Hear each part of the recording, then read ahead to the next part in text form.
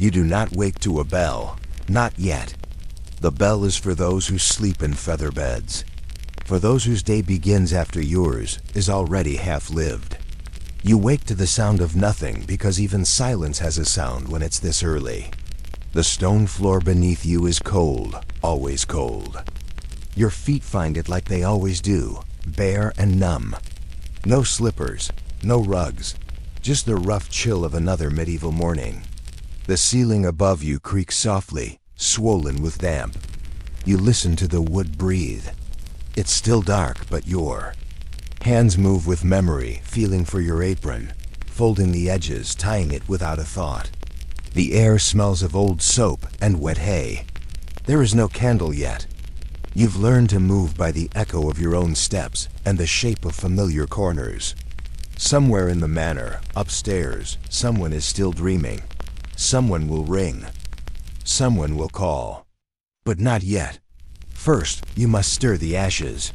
Check the fire. Brush the soot from the corners. Carry water before it sloshes into your shoes. In this house, no one knows how many buckets you lift, how many stairs you climb, how many times you wipe what will be dirtied again. But you do. And you do it before the world notices it even needs doing. That is what it means to be a servant. A presence so constant, it becomes invisible. You clear the fireplace with your hands, blackened from yesterday. The broom has no handle. You grip it low.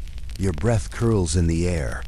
Somewhere the rooster will soon cry, not for you, but for the others. You will not have breakfast yet. Perhaps not at all. A crust later, if there is one. For now, there are footsteps to soften, cloth to soak, a pot to warm with water that bites.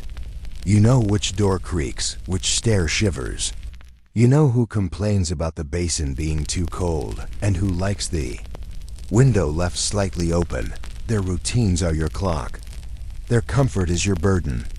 But still, before they stir, before they frown or yawn or speak, you are here. You always are, and you will be long after they sleep again. So you move like a breath through the house.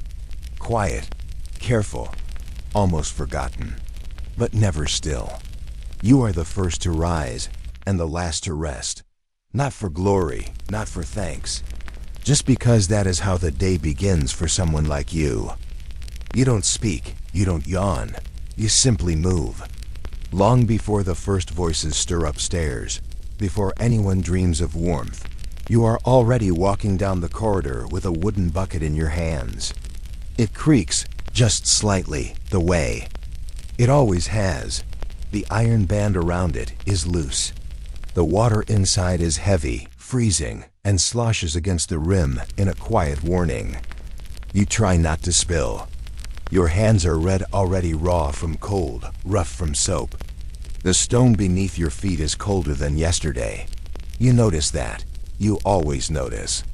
It tells you what kind of day it will be. And today, it will be hard. You kneel by the hearth.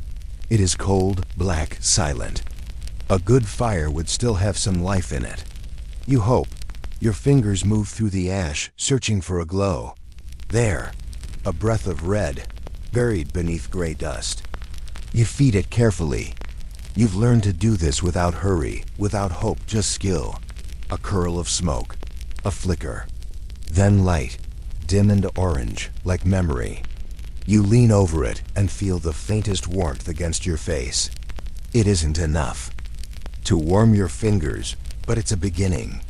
You pour the water into the old pot. It hisses faintly, not angry, just tired. Like you crouch near it, watching the steam rise in slow, silent spirals. You count them, not with numbers, but with time. How long until it stops stinging to touch? Until it's warm enough not to shock the skin. Upstairs, your master's chamber waits.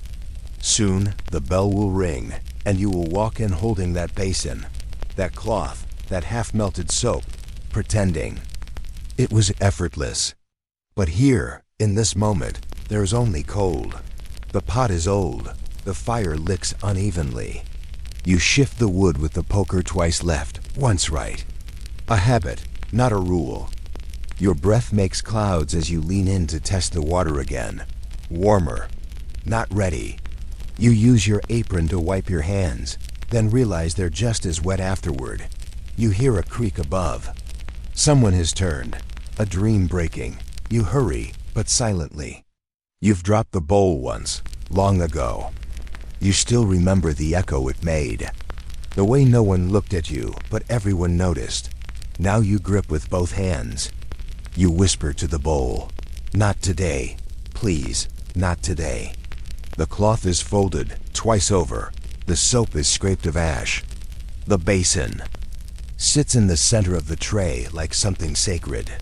Finally, the water is warm, not hot, just warm, just enough. You stand. Knees stiff but steady. You lift the tray. The fire behind you dims again. Upstairs, the bell rings once, sharp, clean. A sound like habit. You take a breath and climb. The hallway is still dark, though not entirely. A sliver of gray light leans through a crack in the shutters, brushing the stone floor like a whisper. You move without shoes, without sound.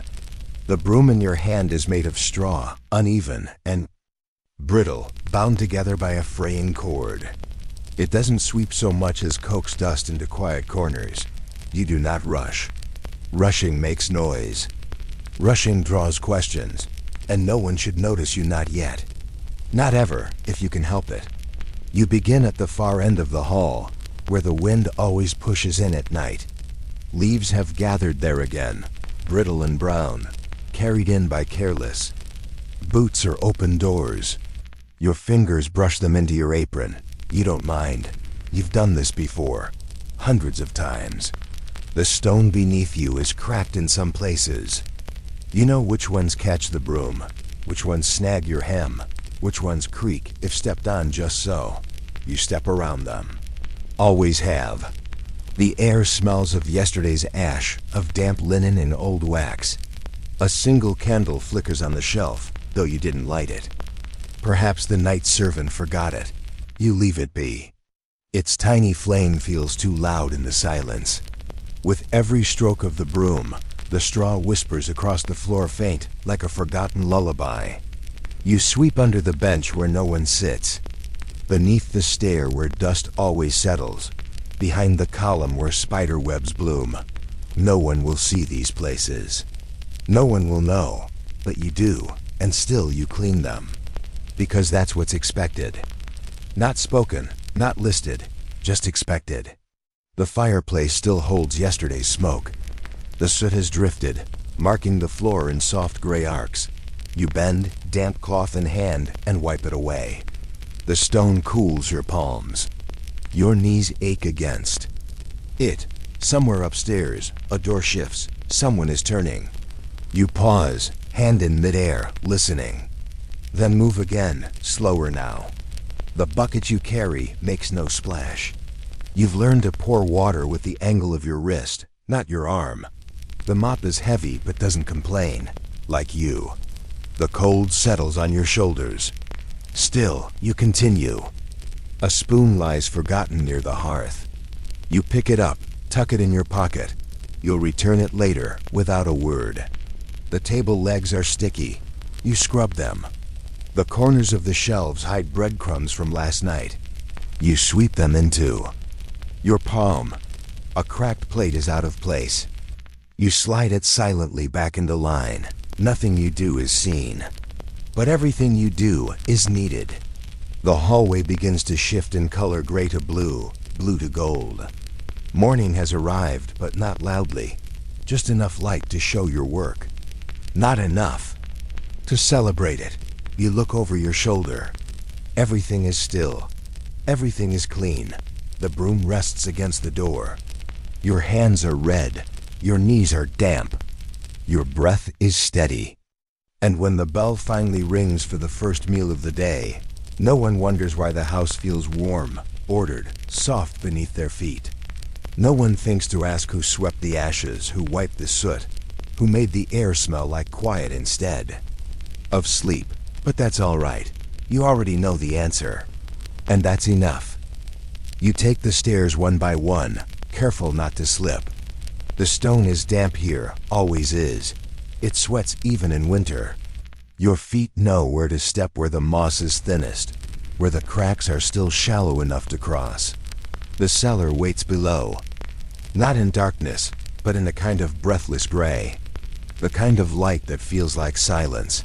It smells before it shows. 1,000 scents layered in thin, clinging veils. Sour milk, spoiled turnips, wet linen, last week's wine crusting, at the lip of an uncorked jug. You breathe through your mouth, but it doesn't help. The air tastes like rot. Not sharp, not dangerous, just tired. A weary kind of decay. It comes from corners you cannot reach. From cloth too damp to dry. From shelves that haven't been scrubbed. Since winter began, you light no candle. You don't need to see. Your hands know what's here. Your nose tells you what has gone wrong. The soap is soft to the touch, too soft. It's been wet for days, maybe weeks. You turn it in your palm. It leaves a slimy trace on your skin. You rinse with water that smells of the wooden bucket it's lived in. Your apron is already stained from earlier, but you tie it tighter. The milk jug near the door is swollen at. The rim, it fizzes faintly, not enough to speak, just enough to warn. You carry it out with steady hands, holding it far from your chest. Not because it's heavy, but because if it spills, you'll carry that smell all day. There's a bundle of herbs on the far shelf, forgotten behind the sacks of barley. You pull it free, mint once, now it smells like dust and time. You tuck it into your apron anyway. Something to hang in the laundry room. Something to mask the odor of wet socks and unwashed blankets. The meat is still hanging in the cool corner. Wrapped in cloth. You do not touch it. You do not look too long. You've learned that some things are better left unseen until the cook calls for them. There's a jar cracked near the bottom shelf, oozing something dark. Plum preserves gone soft, maybe. Or something else. You wipe around it, not under. Always. Wipe around. You hear footsteps above. Slow. Heavy. Someone rising late. You are not supposed to be seen down here. Not now. You move quietly. Cloth in one hand, broom in the other, eyes on the floor. There are stains here that never come out. There's a corner that always smells like yeast and old soap. You leave it for last. You fold the cloth once, then again. Your fingers are red from scrubbing, but that's expected. Your nose tingles from mold, but that's expected too. The cellar is not dirty. It is just old, forgotten, like everything else down here. You open a small window near the ceiling, just wide enough to let in a sliver of air. It smells like frost, like wood smoke, like something that doesn't live in the dark. You breathe deeply, just once, then shut it. You finish with the soap. Wrap it in linen, set it aside where the sun never reaches. Tomorrow it will still be wet, still half melted, still waiting. Like you, like the air itself, you climb the stairs slowly. And as you leave the cellar, you carry its silence with you. Not on your shoulders, but in your breath. The stairs are never just stairs. They are hours. They are weight. They are the unspoken line between those who serve and those who sleep. You place your foot carefully on the first step, heel first, then toe. The stone is uneven. You know where. It dips where it's worn smooth from centuries of feet, none of them yours. The bucket in your hand is full of linens. Still damp. They drip softly, but you know the sound it makes on wood, and how quickly it echoes in a hall that should still be silent. You ascend slowly. The steps are narrow, too narrow for haste. Your hip brushes the wall. Your shoulder tucks inward. Every level has a smell. Ground floor, coal dust and root vegetables. Second, wood polish, burned candles. Third, perfume. And higher still, silence. You do not breathe loudly when you reach the landing. You do not look back. These stairs do not remember you, but you remember them. Once, your heel caught on the third step from the top. The porcelain bowl shattered before it hit the floor. You remember the way the shards skidded outward, like birds fleeing. You bled. Quietly, cleaned it all, and still carried the water again. Since then, you take that step slightly sideways. It's a habit now, a ritual. One you repeat every morning, whether your hands are full of towels or secrets. Some days it's just laundry. Other days, a message. Folded parchment tucked between. The folds of a sheet. You never ask what it says. You never read it. You just place it where you're told and leave without a sound. You know who meets whom, at which hour, behind which door. But your feet keep climbing, step by step, with the same rhythm. Your fingers tighten slightly with each floor. Your spine straightens. The higher you go, the less you are allowed to exist. On the top floor, the air smells like lavender and distance. You knock softly. Wait. If there's no answer, you set the basket down and return. If the door opens, you bow your head. Words are rare. A nod. A frown. Sometimes nothing. You count steps again on the way down, but backward this time. 16, 15, 14. One landing, 2 turns, and the familiar coldness of the lower floors returns. The bucket is lighter now, but your legs remember its weight. You reach the bottom with a kind of relief you never show. And already, someone is calling from the kitchen. Another errand, another climb. You glance once toward the stairwell. It's empty, but still, it waits. A vertical path carved through stone and silence. You rub your fingers where the handle is pressed a mark. You do not sit. There's no time. Time belongs to the stairs now. It always has. You hear the footsteps before you see her. Soft, deliberate, lighter than yours. You lower your gaze. Not out of fear, out of practice. The hem of her dress whispers against the floor as she enters, trailing faint perfume and something sharper. Beneath it, like dried roses pressed too long between pages. You stand beside the door, hands folded in front of you, breath held between ribs. She doesn't speak. She rarely does. But her eyes speak, and today, they flick toward you just once. Just enough. You feel the shift in your chest immediately. Was your posture wrong? Did your sleeves show suit? Had you smiled too much yesterday? Lingered too long at the hallway? Straightened the wrong cushion? The look was brief, a fragment, but it echoes through your body like a dropped spoon in a silent room. You replay it again and again. Chin tilted slightly down, lips closed, gaze level. No heat in it. No kindness. But not cruelty either. Just measure. And in that measure, your day is decided. If her glance had lingered, you'd know you were in trouble. If it had skipped you entirely, perhaps the trouble had already passed. But this quiet pause, this brief inventory of your presence, means the day is yours to save or spoil. You adjust your stance. You retreat half a step. Not backward, just aside. A respectful shift. Enough to be out of the way, but still visible. She speaks to no one as she walks through the corridor. The doors open before her, not by hands, but by rhythm. Everyone knows her steps, her pattern, her silences. You follow at a distance, not behind, not beside, just beneath. That's where you live, after all. Beneath the gaze. Beneath the voice. Beneath the assumptions. She pauses at the window. You don't ask why. You never ask. But you wait, shoulders still, eyes low. If she turns, you'll know what to do. If she sighs, you'll know what tea she wants. If she lifts a finger, you'll be there before it finishes rising. The entire house is an orchestra of glances, and you are a silent note, waiting for your moment. Once, she smiled at you, briefly, in passing. You still remember it, not because it meant kindness, but because it didn't return. It was a flash, a mistake, or maybe not. But it didn't repeat, and so you learned not to chase it.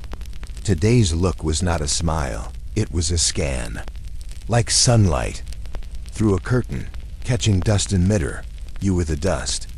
Floating, momentarily noticed, then gone, but noticed. That is enough, for now. You move again, slow and sure. Toward the sitting room, toward the fire, toward the chair she always chooses. You adjust the cushion, fold the shawl just so. Light the candle with the longer wick, because the others flicker too quickly. When she arrives, she will say nothing. But she will sit, and you will know the look was understood. The balance was kept, the message was received. No words passed between you, but everything was said. The smell reaches you long before the food ever will. It curls around the corner of the hall, soft and slow, the way steam lifts from a bowl when no one is looking. You pause just a moment, letting the scent brush past your nose like a memory. You didn't expect roast, thyme, a hint of garlic. Not for you, never for you. You continue down the hallway, your stomach quiet, disciplined. The kitchen is a world apart, even if it's only a few steps away. Inside, the cook barks instructions. Pots shift. Knives ring against boards. Laughter erupts, but only among the ones who are allowed to taste. You move past the open door without turning your head. Looking would mean hoping. And hope is a dangerous thing when you live on leftovers. You wait near the back stairs, out of sight. The plates go up first, covered, balanced on silver trays. That glint like mirrors. You catch your reflection in one briefly. A blur, a shadow, then it's gone. Upstairs, the masters will eat. Courses will come and go like quiet music. Soup, fish, game, pudding. You know the rhythm. You know when the plates return, half full, 3/4 touched, with edges still warm. That is your cue. You watch the scullery boy scrape the remains. Into the trough. You do not move yet. Not until the tray is set aside. The cook has turned her back, and the room is momentarily forgotten. Then you step forward, not to beg, not to steal, just to claim what's always been offered without being offered. A piece of crust, a wedge of soft cheese pressed against the side of a bowl, a bone with meat still clinging to it, stubborn and small. You take only what your hands can hide, only what won't be missed. The bread is hard, you don't mind. You've learned to soften it with breath. The cheese is cold. You let it melt against your tongue. The bone well, it's quiet work, separating what little's left. You do it with patience, with care, with the kind of reverence others reserve for prayers. Because this is your prayer. Not spoken aloud, but whispered in the silence between bites. Let this be enough, let this last. You eat quickly, not from hunger, but from habit. Food is not a moment here. It is a window, and the window does not stay open for long. Someone coughs. You step back. The tray is gone. The scullery boy glances at you, says nothing. You nod. That is enough. That is permission. You wipe your hands on your apron. You return to your duties, and still the taste lingers. Not of the food itself, but of having had it. Of not being forgotten. Of not being seen, but still fed. Somewhere in the manor, a bell rings. Tea time, another round of trays, another chance maybe, or not, you don't expect. But you remain near, just in case. Because service is hunger. In many forms. Hunger for rest, for quiet, for kindness. And yes, sometimes, just for bread. No one sees you, not in this moment. And so, for the first time since dawn, you let your shoulders drop. You find the old wooden stool near the cellar door, the one with the uneven leg, and the splintered edge that catches your apron if you're not careful. You check, then slowly, carefully you sit. Just for a moment. Just long enough to remember what it feels like to not be moving. The stone wall behind you is cool, damp. You lean your back against it, not fully, just enough to know. It's there. Your hands rest on your knees, palms down. The room is silent except for the slow drip of water into a rusted basin in the corner, and the distant sound of footsteps somewhere above you too far to worry about yet. You close your eyes, only for a breath, 2, maybe 3. This isn't sleep. This isn't rest. This is pause. The kind of pause that doesn't belong to you, but that you take anyway, in the spaces where no one is looking. You listen to your own breathing. It's shallow quick, not from fear, but from habit. Your body doesn't fully trust stillness anymore. It waits to be called, to be named, to be summoned. You tilt your head slightly. A beam of light filters in through the small window near the floor, casting slow dust into the air. You watch. The specks float. They look like snowflakes, like memory. You try to remember when you last sat like this and weren't afraid of being seen. Was it yesterday? Last week? Longer? It doesn't matter. Time here isn't counted in hours. It's measured in chores. In trips up the stairs. In the weight of a full kettle versus an empty one. In the sound of your name spoken with or without. Softness. You press your palms into your knees. Feel the bones underneath. Your muscles ache in ways you can't describe. But it's a quiet ache, an old one. Like a lullaby you forgot the words to, but still hum. You take one more breath. Then, 2. Then you open your eyes. The light hasn't changed, but you have, just a little. You rise, slowly. You brush your apron, even though there's nothing on it. You do this out of habit, out of reflex. Because rising always requires a gesture. Something to signal that the moment has ended. You look around the room, stone, wood, shadow. Everything where it was.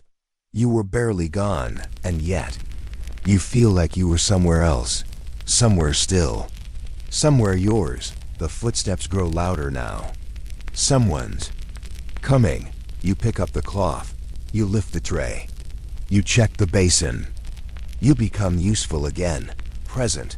Invisible. But as you step into the hall, you carry something with you. A whisper. A breath. A pause. And though no one saw it, it lingers behind your eyes. It walks with you. Until the next time you find that stool, or a quiet wall, or just enough shadow to sit in silence and be no one for just 2 minutes more. The best servant is the one you never notice. The door opens and the tray is already gone. The bell rings and the linens are already changed. The candle burns low and the next one flickers to life without a sound. That is your rhythm. Your way. You move like dust on the edge of light scene, perhaps, but only in the corner of an eye, only if someone's looking too closely. And no one ever does. You step through corridors that remember your weight, but not your name. You pass mirrors that do not reflect you.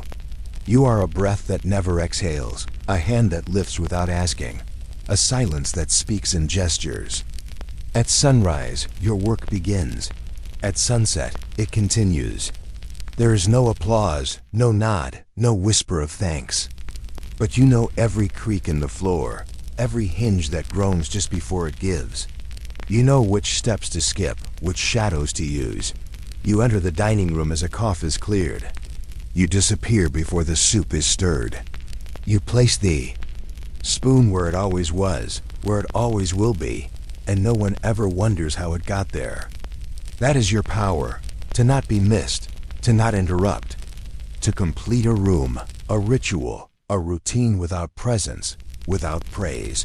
The cook yells, the master sighs, the guest laughs. But you do not echo them. You are the space between. The stillness. They require to be themselves. Once, when you were new, you dropped a plate. Just once. It shattered like thunder. It wasn't the anger that hurt, it was the noise.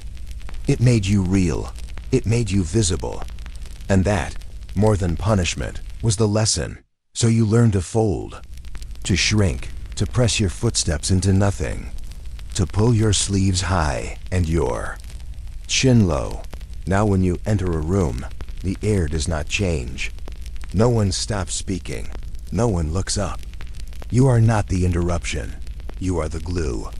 The breath behind the curtain. The hand that fixes the misaligned rug while laughter rolls overhead. At night, when the house goes quiet, you walk the halls. Not to check, not to rest, but to ensure that nothing remembers you. That every chair is where it should be. That the door latches twice. That the slipper left beneath the couch finds its pair before morning. You wipe your fingerprints from the railing.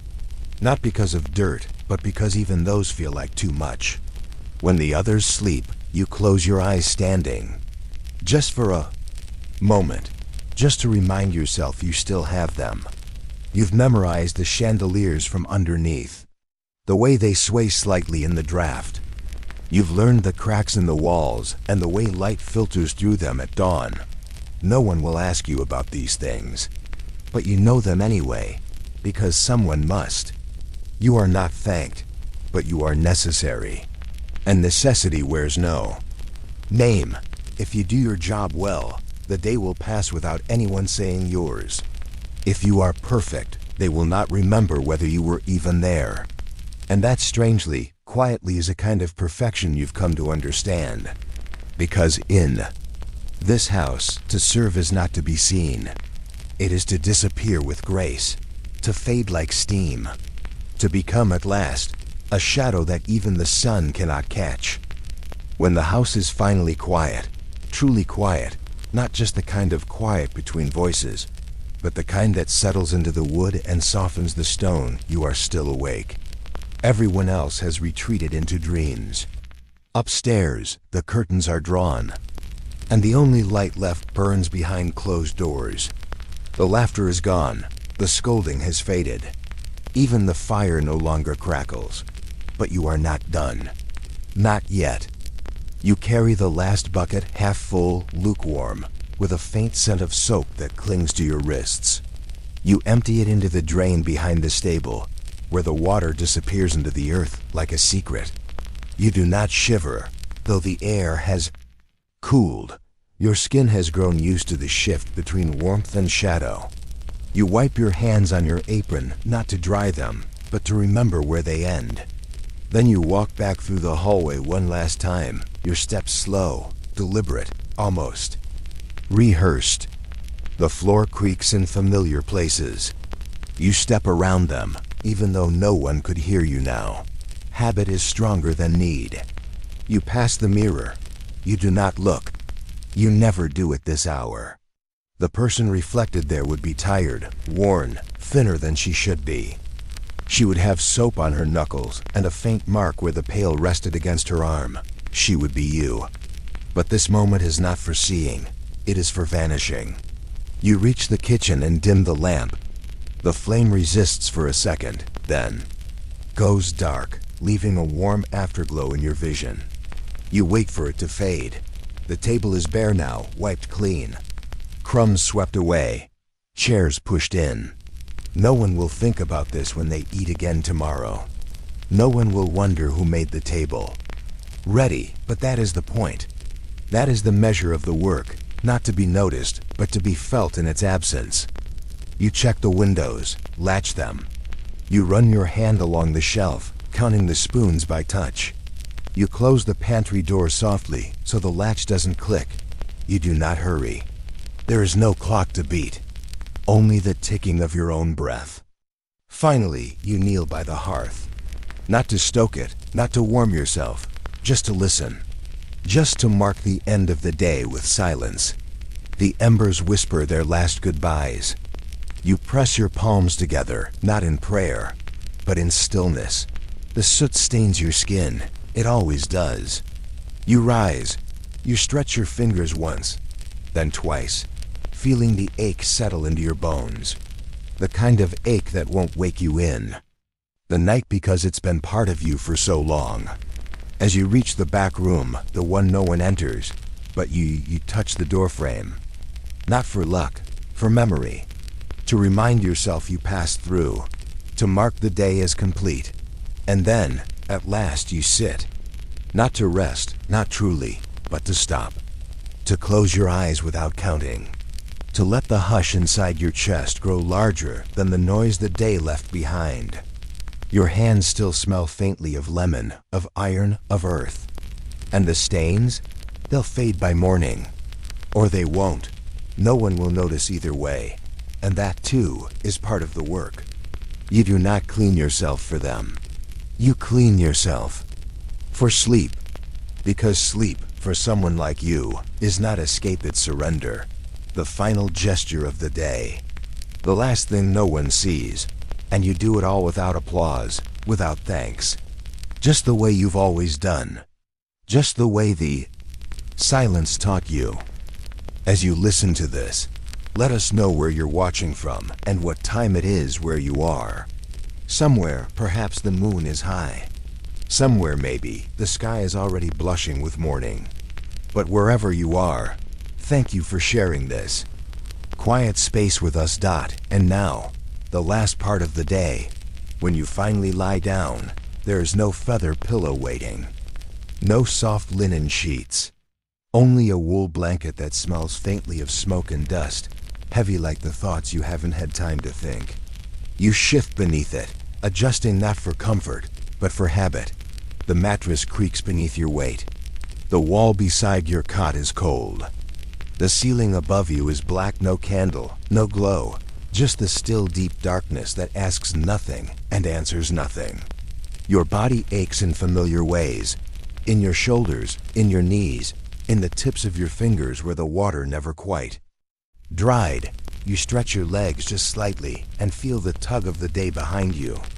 No one counted the stairs you climbed today. No one measured how many buckets you carried, how many cloths you wrung, how many times you bit your tongue instead of speaking. No one saw the moment you dropped the basin, but caught it before it hit the floor.